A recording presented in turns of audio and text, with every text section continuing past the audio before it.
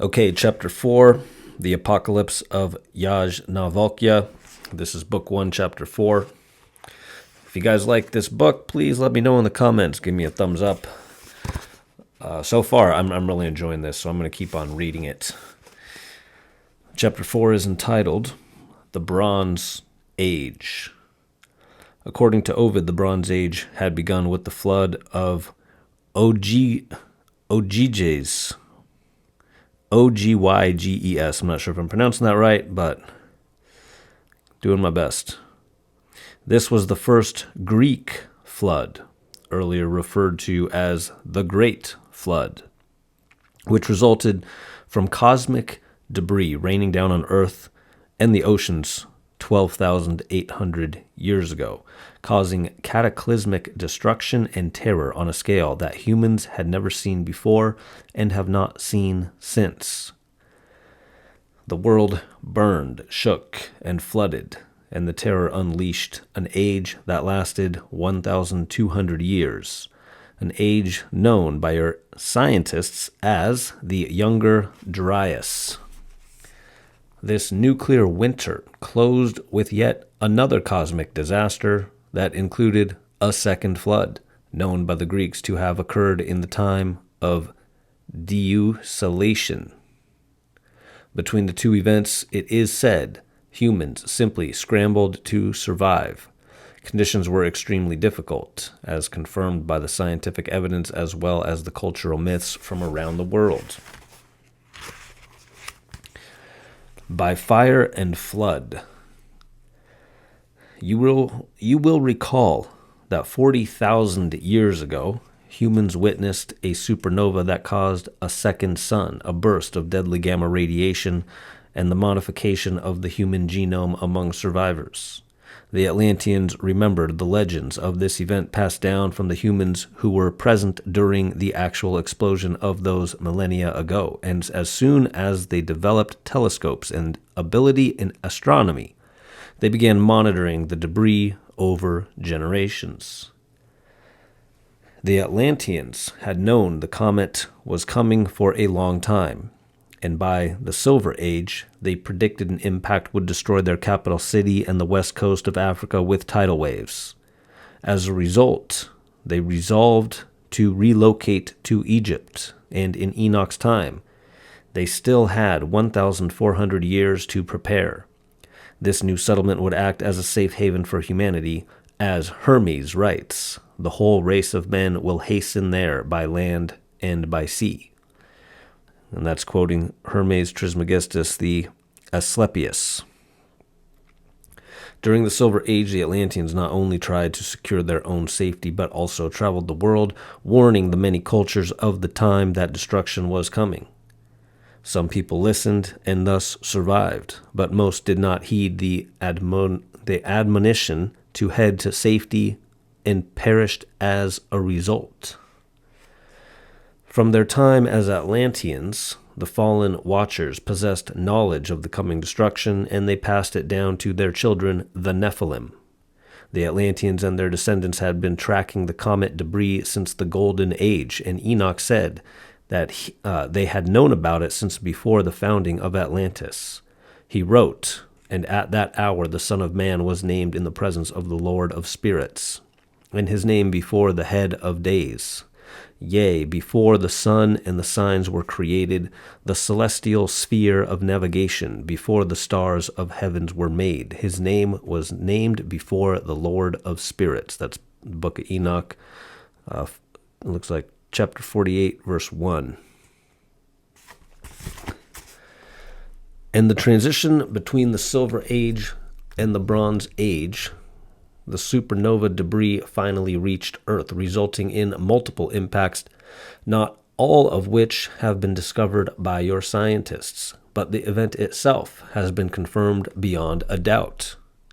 The most recent and spectacular find thus far has been the Hiawatha crater in Greenland, a 35-kilometer-wide crater under the Greenland ice that dates to the beginning of the Bronze Age. No one was living at the at the site of the crater, but upon impact, the Earth launched debris known as ejecta into the air. When it rained down on multiple civilizations across North America, or which rained down on multiple civilizations across North America. Your scientists have identified many other potential impact sites, including several places in the Americas, as far south as Chile, as far north as Hudson Bay, Lake Michigan, and the Carolina Bays. Another study indicates Abu Hurayya itself was hit directly and completely obliterated. The chaos was worldwide, pushing the whole planet into nuclear winter. Depending on the location, the impacts led to fires, floods, and even earthquakes. Humans who did not heed the Atlanteans' warnings were killed instantly.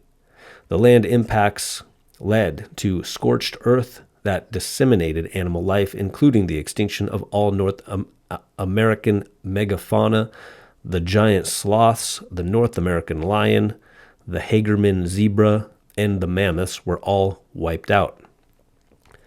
You surely know an artifact creates a shockwave when it flies through the sound barrier, and that noise cone becomes heated by the pressure wave.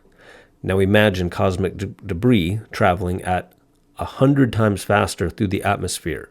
The resulting superheated shockwaves blew down entire forests that caused everything and everyone on the surface to spontaneously combust, even in places where the debris only passed over without making contact. In total, about 50 million square kilometers of Earth, essentially all of North America and Europe, were completely incinerated. There was also impacts in the Atlantic, which experienced a series of 24 underwater slides of thousands of square kilometers of mud and rock, huge amounts of moving earth with underwater speeds of 140 meters per second, which caused massive tidal waves of unprecedented size, the biggest ones reaching up to 1 kilometer high. Studies conducted by your scientists confirm a spike in the mudslides took place around 12,800 years ago in 3 specific areas, 3 off the coast of Africa, 3 off the coast of North America, and another 3 off the coast of South America. The North and South American mudslides sent massive tidal waves to West Africa and the Canary Islands. The events were so disastrous that the human imagination has difficulty grasping the scale of the destruction. Indeed, some of these tidal waves moved close to the speed of sound. The earthquakes, ejecta, and flooding caused the Atlantic impacts affected everyone. People could not get out of the way fast enough and died instantly, even though the Atlanteans themselves had already moved to Egypt. The force of the tidal wave was stripped Atlantis down to the bedrock, as now seen at the Risha structure, leaving nothing of many indigenous constructions of that great civilization. The worst and last tidal wave occurred in South America, traveling dozens of hundreds of miles inland over every shallow terrain. The worst part was that in nearly all cases, no one would have seen them coming. They just would have risen suddenly from the ocean to smash into shorelines, obliterating everything in their path. The destruction was widespread and brought an end to the world as people knew it. The next part says, the Younger Dryas. Like 3 rings, soil tells history. Layers pile upon layers and compress each other, allowing scientists to dig down and see what planetary conditions were like thousands of years ago.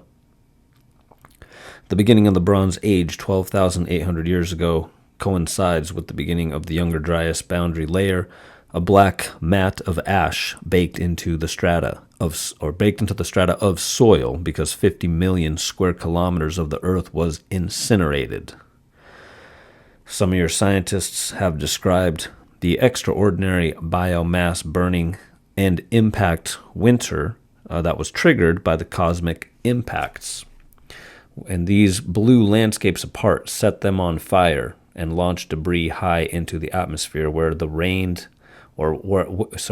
which then rained back down and caused more damage. These impacts affected the tilt of the earth, accounts from the time described as the orientation of the heavens changing because of sheer force. Across the Younger Dryas impact field, scientists have found impact proxies, soot, nanodiamonds, carbon spherules, high-temperature melt glass, iridium, osmium, platinum, acidoform, all elements found in higher concentrations of meteorites or produced by the extreme energy of the strike. The process is similar to when an atomic bomb is tested in the desert and the surrounding sands fuses into glass, or when a cosmic impact in Germany 14 million years ago created the substance called moldavite. Estimates of the size of the boundary layer continue to grow. As of today, more than 50 sites across 3 continents have been found showing the Younger Dryas boundary.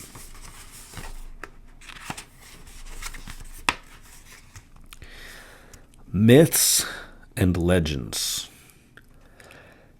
The impact event marks the most important day in history because all humanity still suffers its effects, most notably the destruction of much of your cultural memory and the most technologically advanced civilization to date, the great city of Atlantis. Almost every civilization has a flood myth of some kind, and the stories are remarkably consistent, which should not surprise you, aligning as they do with all the scientific evidence of the real flood. Where there is a warning from a god in these myths and legends, the descriptions of these beings are consistent with those whom you know to be the Atlanteans. The flood story, with which you may be most familiar with, is the story of Noah found in the book of Genesis in the Judeo-Christian Bible. What you may not know is that the source of the Noah story is much older, which comes from the Epic of Gilgamesh. We're gonna quote some of the Epic of Gilgamesh here. It says, "At the very first light of dawn there came up from the horizon a black cloud. Within it Adad did below continually. Saulot and Hannis were going at the foe, throne-bearers traveling over mountain and land. Eracle was ripping out of the mooring poles. Ninurta, going, made the weirs overflow. The Anunnaki bore torches aloft, setting the land aglow with their brilliance. The still calm of the storm god passed across the sky. All that was bright was turned into gloom. Like an ox, he trampled the land. He smashed it. For one day, the gale, quickly, it blew the deluge. The east wind, like a battle, the cataclysm, passed over the people. One person could not see another, nor people recognize each other in the destruction."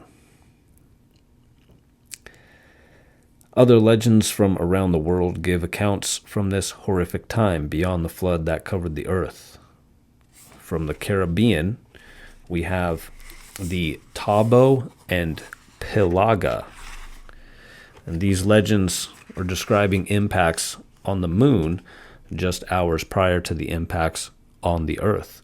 We also have an infernal account from the Arawak, who describe scorched earth as far as they could see. The battle-torn thunder and horned serpent is the account of the Oroquius, who lived in the Hiawatha crater. From further south, the accounts of the North American Navajo and Lakota, as well as the Peruvian Inca, the latter of which tells a tale of a city destroyed by fire, floods, and earthquakes. You can read these stories in full by consulting a text written by lead comet researcher belonging to a global team of scientists studying and publishing on the cataclysm that launched the Bronze Age. In the pages that follow, you shall read segments, specifically the warning, the event description, and the aftermath described in these ancient legends. The warning. Warnings do not appear in every legend, but when included, they generally contain specific instructions relevant to the local landscape of the tribe, which type of disaster would happen, fire or water, and often where the people could find safety. The Atlanteans not only knew what would happen in each location, but also how to survive the coming disaster. For instance, the Navajo were visited by a messenger identified as Bigo Chidi, the son of the Creator, called Golden Child of the Sun, who warned the people, if you do not stop all this fighting, a great and terrible flood will come upon you that will destroy the world. The people did not stop, and the flood came just as the messenger forewarned. One day in the midst of a big battle, the people were startled by a great explosion that came from all directions. Then, without warning, a torrent of water poured out of the earth and began to rise, swirling around them higher and higher.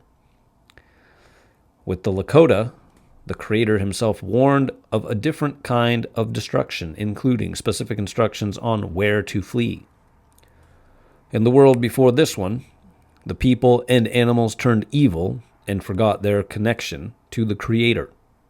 Resolving to destroy the world and start over, the Creator warned a few good people to flee to the higher mountaintops.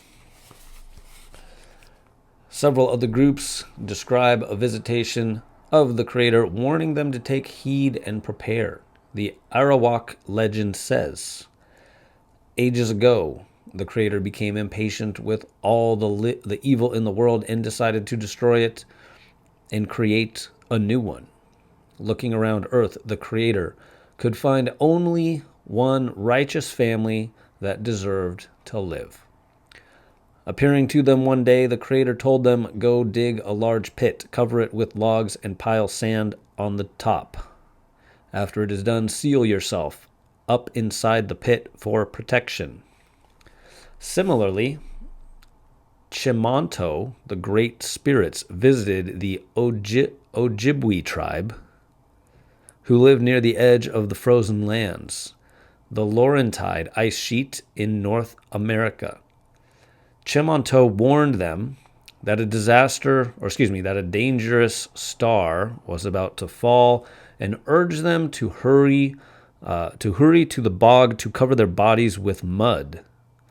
Most people did not recognize the Great Spirit, however, and made fun of Chimanto. Do not listen. The man is just a crazy person, they said, laughing. Cover ourselves with mud? Ha ha ha, they said. As they went on their way and paid no more attention to the Great Spirit, only a few hurried to the bog as Chimanto suggested. The Creator also visited the Aztec, but according to the legend, many people no longer paid any attention to the gods. Others said, we have plenty of time. Anyway, maybe it will not happen. Alas, it did happen. As before long, the heavy rain and flaming firestones and flood began to fall from the sky. Other warnings are found in Zoroastrian myth, where Ahura Mazda warns Yima to build the Vara to escape a devastating winter, and in the Hindu flood myth, where Vishnu, in the form of a fish, comes to warn hero Manu that a flood is coming and to make preparations. The fish returns later with a boat, and after Manu fastens a rope over the fish, it tows the boat to safety. Clearly, with their advanced technology, the ability to read the heavens, the Atlanteans were able to foresee which cosmic pieces would hit, where, and what kind of damage they would cause. They delivered precise warnings to each civilization with pinpointed guidance on how to escape. Note how the Inca legend describes the arrival of these messengers along with the warning they provide. One day, several shabby-looking men came to the great city of the Inca on Lake Titicaca. Some people thought they were beggars, but later some thought they were gods in disguise. They told everyone who would listen, "Get ready, leave the city. Death and trouble is coming, because the earth is angry with you. The ground will shake, and the sky will burn, and the waters will rise up to strike you."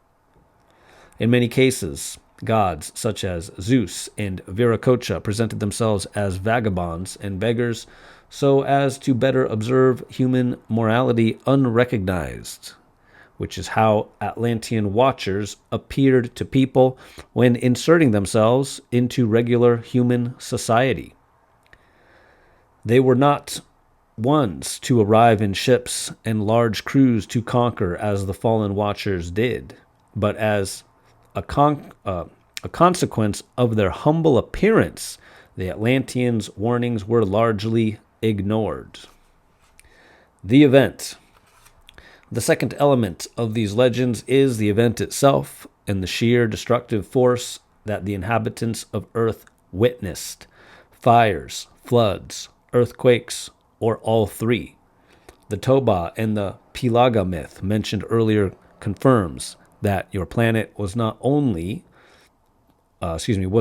only body in the solar system to be struck. This ancient Central American legend describes a collision in the sky where the supernova debris hit the moon hours before it reached Earth. All of the other legends are terrestrial stories recounting events impacting the geographical area around them, stars falling and hitting the ground, forests knocked down or burned, whole mountains exploding, floodwaters covering dry land until it disappeared. Some stories tell of impacts on Earth, of rocks melting or glowing from extreme heat, and of people bursting into flames because they did not hide. Others describe the impact of debris hitting the oceans, triggering massive tidal waves that caused widespread flooding. A Yurok tribal legend, for instance, says, "One day the sky fell, it crashed into the oceans, causing huge breakers that flooded inland far across the land, and it happened so suddenly that it caught people by surprise." The Yurok were on the coast of what is now California, so their legend confirms impacts struck the Pacific Ocean. The Aztec legend describes the chaos and death in this way. A heavy rain of flaming firestones and blood began to fall from the sky. It fell on houses, and they burst into flames. It fell on fields from the sky. It fell on the forests, and they were consumed. The people sought shelter, but their clothes burnt into flames, and they perished. Shaking caused the falling firestones made from the mountains explode, so that even more fire and rocks fell on the people. There was fire from above and fire from below. It came at them from all directions. The Ojibwe described the damage caused by a near miss rather than a direct impact. Before long, when the sun was high, the day suddenly grew brighter. The people all looked up in panic, and someone shouted, "Look, a second sun is in the sky." The new star was growing larger, brighter, and hotter, and it hurled towards them. It became so bright that they had to shield their eyes. The people who had not covered themselves with mud ran for shelter in terror, but it was too late. The star flew down to earth and blanketed the world with its long, flowing, glowing tail. Tall trees burst into flames like giant torches. Lake and rivers began to boil, and even the rocks glowed and shattered from heat as terrible fire swallowed up the entire world. Then suddenly, when the heat was the greatest, and the people in the bog thought even they would surely die, the star climbed back up and moved away from Earth. From the Chinese, we have the tale of their legendary emperor Yao, who was sixth after Fuxi, the Asian analog for the biblical Adam. Like endless boiling water, the flood is poured forth, or is pouring forth destruction. Boundless and overwhelming, it overtops hills and mountains, rising and ever rising. It threatens the very heavens. How the people must be groaning and suffering. Together, these stories tell us that no part of the earth escaped destruction, except for a near miss. The impacts thought about a near total annihilation of the earth's primitive societies. Or excuse me, I read that wrong. It says the impacts brought about a near total annihilation of the world's primitive societies. Had the Atlanteans not taken flight, as you shall see, they too would have been destroyed along with their city. The aftermath. The third common element of the legends is the aftermath, which is described in terms of the death toll on humans and animals alike. In nearly every legend, mention is made of the widespread dissemination of life and of a handful of survivals who emerged from their holes or came down from their high places, found the world destroyed, and became the founders of the tribes existing today. North American myths clearly state that this event caused the extinction of the North American megafauna such as the mammoth, contrary to faulty science assertions that people hunted them to extinction. For instance, consider the Ojibwe telling. After the world cooled down, the mud-covered people cautiously came out of their bog to look around. Stunned, they saw that the world had changed completely. In all directions, all that remained was smoldering, blackened trees and scorched grasslands. The people who had not listened to Chimantau had perished along with the giant animals. Only their skeletons remained. The Lakota legend also mentions the remains of giant animals and humans' task of repopulating the planet.